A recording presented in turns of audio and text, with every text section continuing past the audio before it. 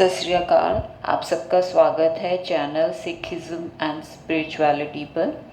तो आज हम बात करेंगे अमृतसर में जो बहुत फेमस गोल्डन टेम्पल हैं, जिनको हम श्री हरमंदिर साहिब जी बोलते हैं, श्री दरबार साहिब बोलते हैं, और जहाँ हज़ारों लाखों लोग रोज़ विज़िट करते हैं। वहाँ पर क्यों करते हैं, क्या मिलता है उनको वहाँ पर, ऐसा क्या अट्रैक्शन है कि लोग खिंचे चले आते हैं वहाँ पर।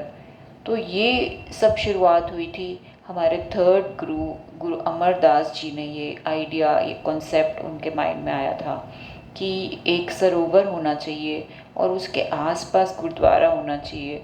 तो वो गुरुद्वारा जो होता है, जो कीर्तन की जो वाइब्रेशंस जो होती हैं, कीर्तन की शक्ति जो उस सरोवर में, उस पानी में भर जाती हैं, और उससे सबको फ़ायदा हो सकता है।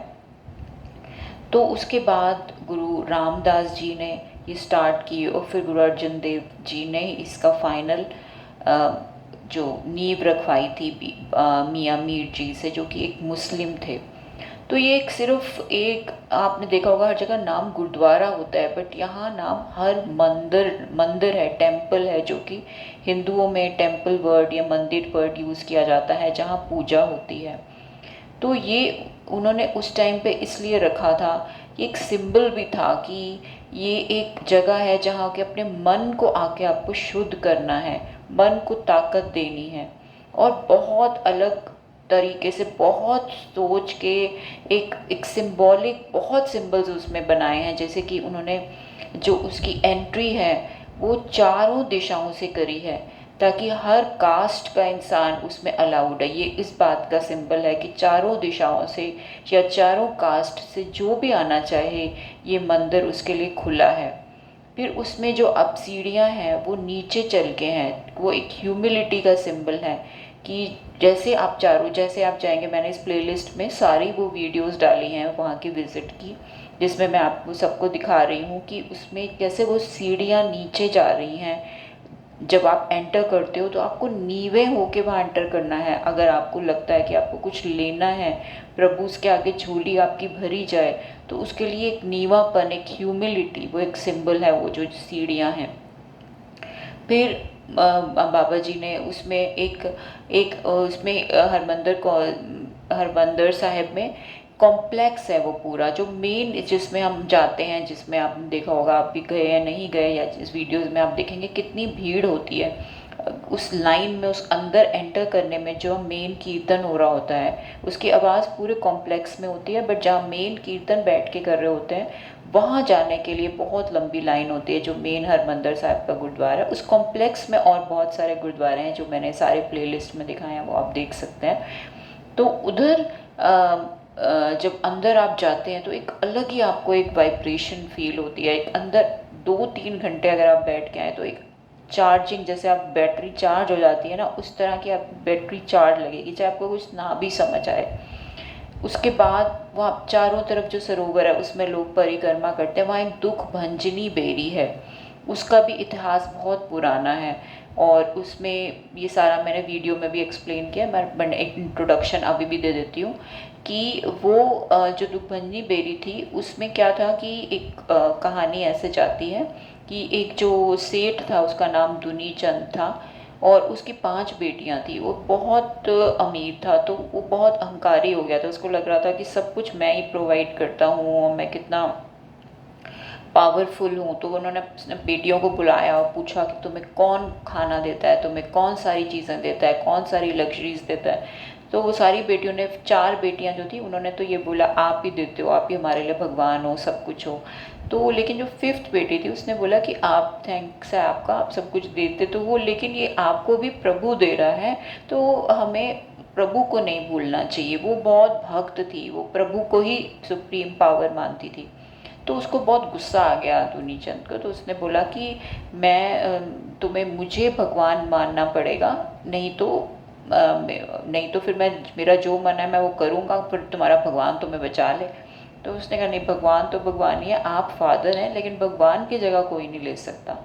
तो दुनी चंद ने क्या किया कि उसने अपनी सारी बेटियों की, जो 4 बेटियां थी, उनकी शादी तो बहुत रिच घरों में कर दी, और बड़े सुंदर लगने वाले लड़कों से।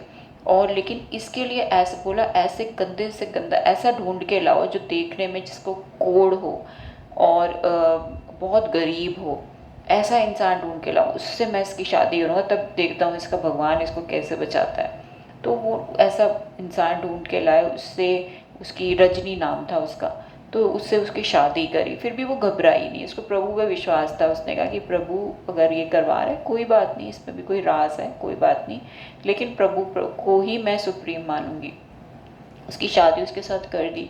तो वो जो उसका उनका पति था, उन्होंने बोला कि अगर हम क्या पता तीर्थ घूमने जाएं, सारे तीर्थों पे जाते हैं, वहाँ पे जाके स्नान करते हैं, तो क्या पता हमारा ये कोढ़ दूर हो जाए। तो रंजी ने कहा ठीक है। रंजी उनको ले लेके हर जगह जाने लग गई। फिर वो घूमते घूमते यहाँ पे भी पहुँची जहाँ भी अमृतसर जहाँ ये सरोवर है। उस टाइम पे वहाँ छोटा सा वहाँ पॉइंट था, वो कंस्ट्रक्शन का काम गुरु रामदास जी का चल रहा था, और वहाँ पे एक लंगर की भी सेवा, सब सेवा ऐसे ही चल रही थी।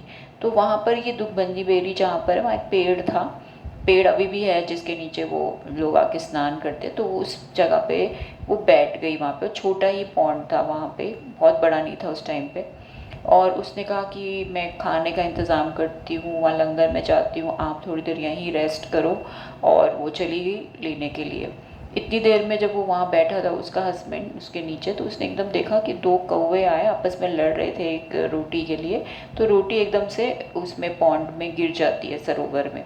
तो वो लड़ने लग जाते हैं, लड़ते लड़ते वो भी सरोवर के अंदर चले जाते हैं, और जब बाहर आते हैं तो वो वाइट कलर के होते हैं।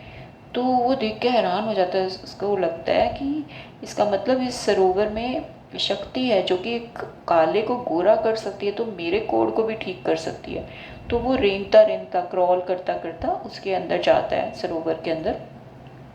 पर वो ये लगता है कि जैसे ही वो अंदर डुबकी मारता है वो ठीक होना शुरू हो जाता है। और प्रभु का नाम जपते जपते वो अंदर डुबकी मारता है, और वो जैसे ही फिर सोचता है कि कहीं मेरी वाइफ आएगी और मुझे पहचान ही नहीं पाई, तो वो थोड़ा सा कोढ़ अपना छोड़ देता है जिसको उनमें सरोवर में नहीं डिप करता। जब बाहर आता है और देखता है अपनी परछाई सरोवर में, तो वो एकदम नया नया बिल्कुल ठीक ठाक होता है। तो जब रजनी वापस आती है तो वो हैरान हो जाती है, मेरा हस्बैंड कहाँ है। वो पहचान ही नहीं पाती कि यही उसका हस्बैंड है। तो वो एकदम उसको बोलता है नहीं मैं ही हूँ तुम्हारा हस्बैंड। तो वो बोलती नहीं आप झूठ बोल रहे हो। तो वो उसको वो दिखाता है पोर्शन, जो पोर्शन कोड वाला होता है, कि देखो ऐसे ऐसे मैंने देखा कौवे अंदर गए और वो हंस बन के वाइट कलर के होके बाहर निकले।